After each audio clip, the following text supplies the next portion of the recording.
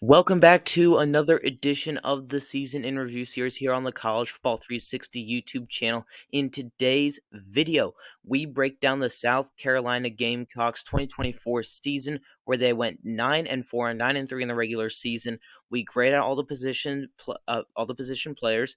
We go back through the season and I highlight the highs and the lows of the season. And at the end of the video, I give my take on some improvements that can be made for South Carolina to have even more success in 2025. But thank you guys for clicking onto this video. I promise you it will be a great one. We have a ton of other videos formatted exactly like this on the channel. So if you like this video, go ahead and watch some other ones on the channel as well. But for right now, let's just dive right in. Okay, so I start out with my overall thoughts from the season. As you can see here on your screen, the first one being Shane Beamer has built his team. This is a Shane Beamer team. He's constructed the roster exactly how he's wanted to, and it's been paying dividends. And Lenore Sellers was impressive. I knew coming into the season that he was going to be a pretty good quarterback. I did not know that he was going to be this good of a quarterback. He was really impressive. The only issue that I had with him was his accuracy at times was way off, but that can be fixed. That can definitely be fixed. And then this was a well-rounded team. This was not just an offensive powered team. This was not just an air raid offense or whatever. It was on offense, it was very much a 50-50. Raheem Sanders was really good at running back. They definitely gave the ball to their playmakers on the outside. And then on defense, they had a top 15 defense. So what more can you say about this team? It was a really good team. Okay, so now we move into position grades. We will start with the offense, then go to the defense, and then everyone as a whole. On the offensive side of the ball, coaching, I gave an A minus. It was a really good scheme in my opinion. They used the running game and the passing game. They used the RPO really well and the read option as well with Sellers, and it helps when Sellers is able to scramble for a bit as well. Uh, at quarterback, we have B plus with Lenore Sellers. Here's what I'll say about him. I think that he's a really good quarterback, but I still think that he has a lot of work to do in the sense that he missed a decent amount of throws this past year, and I think a lot of people, that are sane in the brain will agree with me there on that point. He missed a decent amount of throws. He could have had way more yards than he did. He had 2,534 yards, 18 touchdowns to 7 interceptions. That's a decent enough ratio, but he did take 33 sacks, which is a lot. And for the people out there that think Jalen Milrow took a lot of sacks, he took 23. So Lenore Sellers took 33. And that is not all on his offensive line. Actually, I would say the majority of it is on him. You know, you gotta get rid of the ball fast. You can't be scrambling around. You're gonna get sacked. That does come with the territory. So I do think that he has a lot to improve on. That being said, I think that he can receive a B plus grade here, which is above average, definitely above average. Running back, I have A.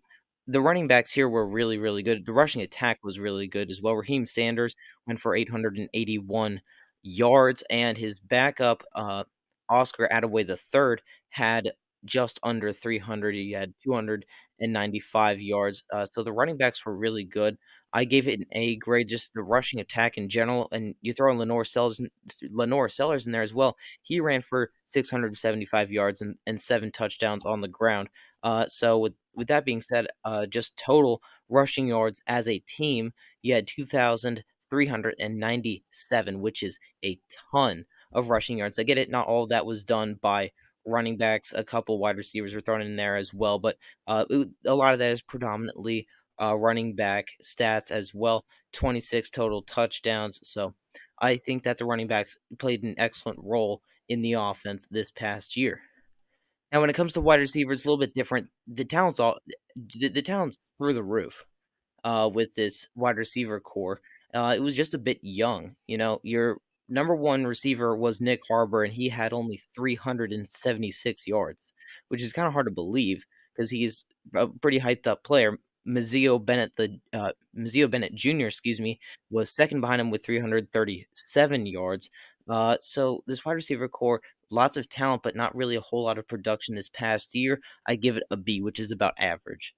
At tight end, I gave it a B as well. I honestly, this should probably be around a B plus. I'm gonna just call him audible here and make that a B plus, for the tight end Joshua Simon, who led the team in receiving yards with 520 receiving yards, leading the team in receiving touchdowns as well with 7 with 40 receptions, the most receptions on the team.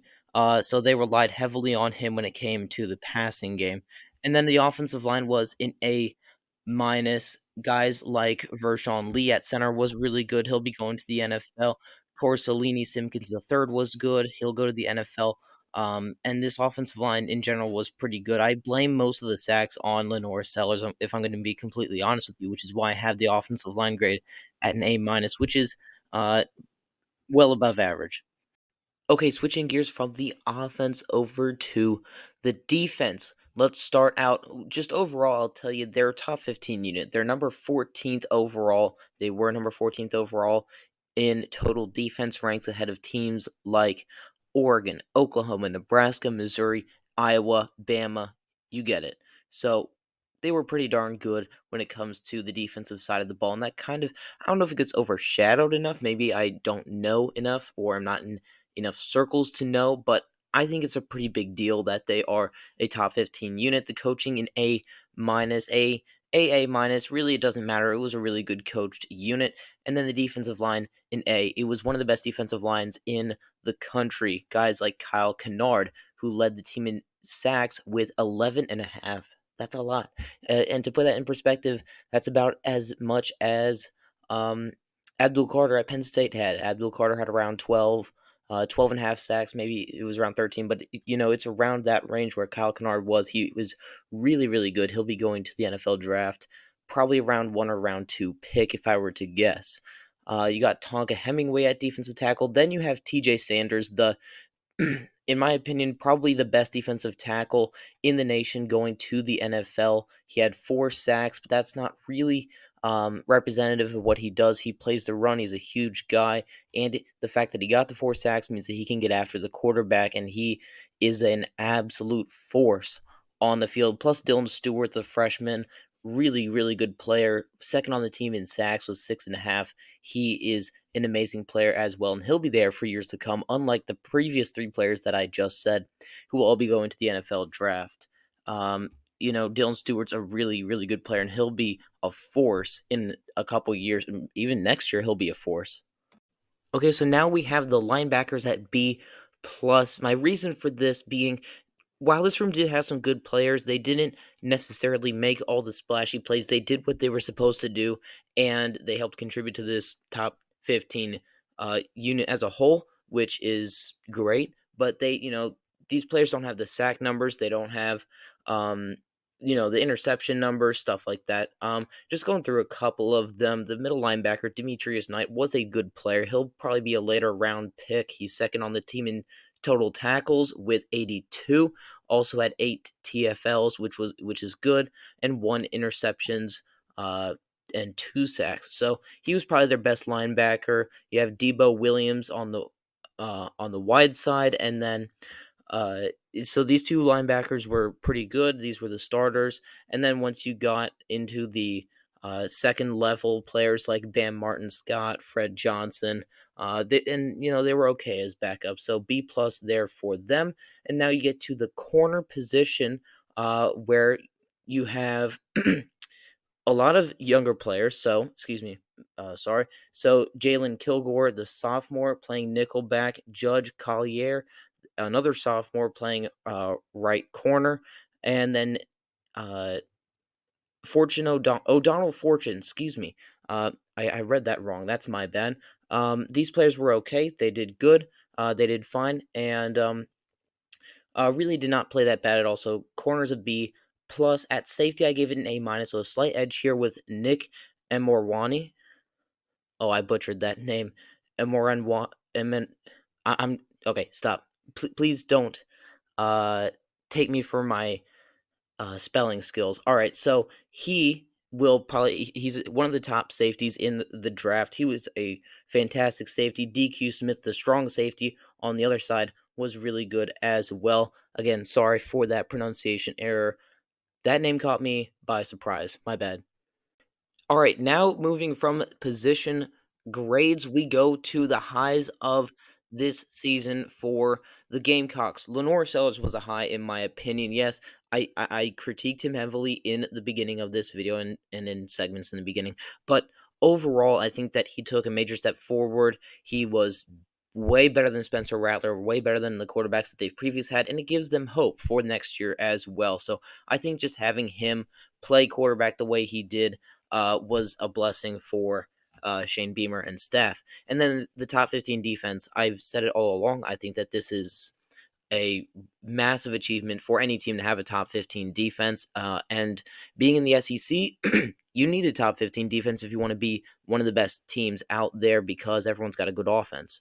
And then the signature wins of the year for me were at home against Texas A&M, at home against Missouri, and then winning at Clemson. That Clemson game was huge for them. I'm not going to sugarcoat that. That was an amazing win for them.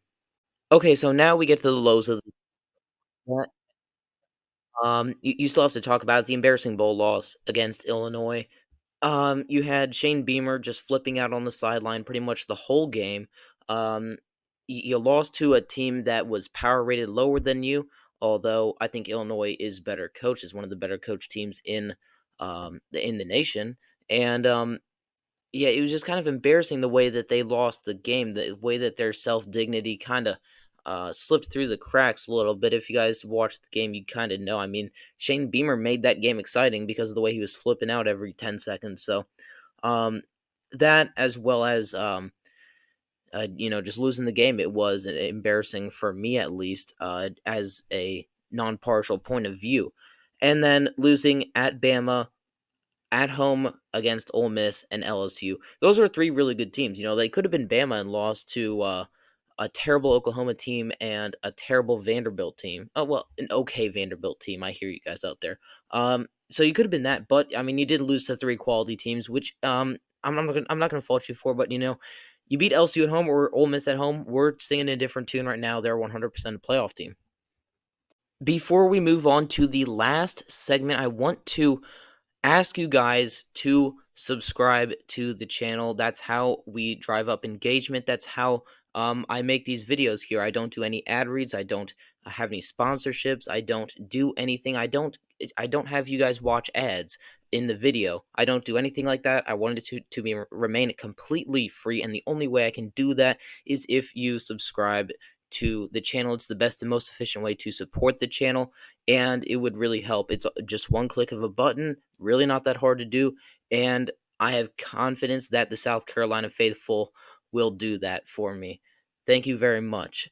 Also go ahead and like the video, share it around, and comment your thoughts down below on the season for the Gamecocks. I want to hear your opinion. I think that we can have a great discussion down in the comment section. I respond to every comment that is in good faith. And okay, with that being said, let's go to some improvements that I'm looking for next season from the Gamecocks. Number one is the wide receivers take a step up. We know that they're all the talent in the world is in that wide receiver room, you know, guys like Nick Harbor and whatnot. But I want them to take a step up in terms of results on the field. Nick Harbor, let's get you over 800 yards. You know, let's get these wide receivers really revved up here. And then taking the next step. I say that a lot with different teams, but taking the next step is very important. And for a program like this, it is extremely important in my eyes, because you have this team here who just broke out. You know, this is kind of a first year breakout story. Yeah, you guys had moderately successful seasons in the past, you know, Spencer Rattler and all those other quarterbacks. But this was the first year that you've made national headlines. You know, you won at a very good Clemson team and you beat a lot of great teams. But can we take it a step further? Can we take the next step? Can we go on the road and beat Alabama? Can we beat Ole Miss? Can we beat LSU? Can we get to that double-digit win precipice? So that's all I have for today. If you want to see more content on the channel, I have been doing a ton of these videos formatted the exact same way for a ton of different teams. You got heavy hitters, you know, like Bama, Georgia, Texas. You got Oregon, Penn State, and we also have some interesting teams. I would classify South Carolina as an interesting team. teams that there's a lot of opinions out on them. Teams like Florida, Nebraska, Clemson, and Colorado. And so those are some teams that I have planned, or the video's already out on them. So thank you very much for watching now, and I will see you guys in the next one.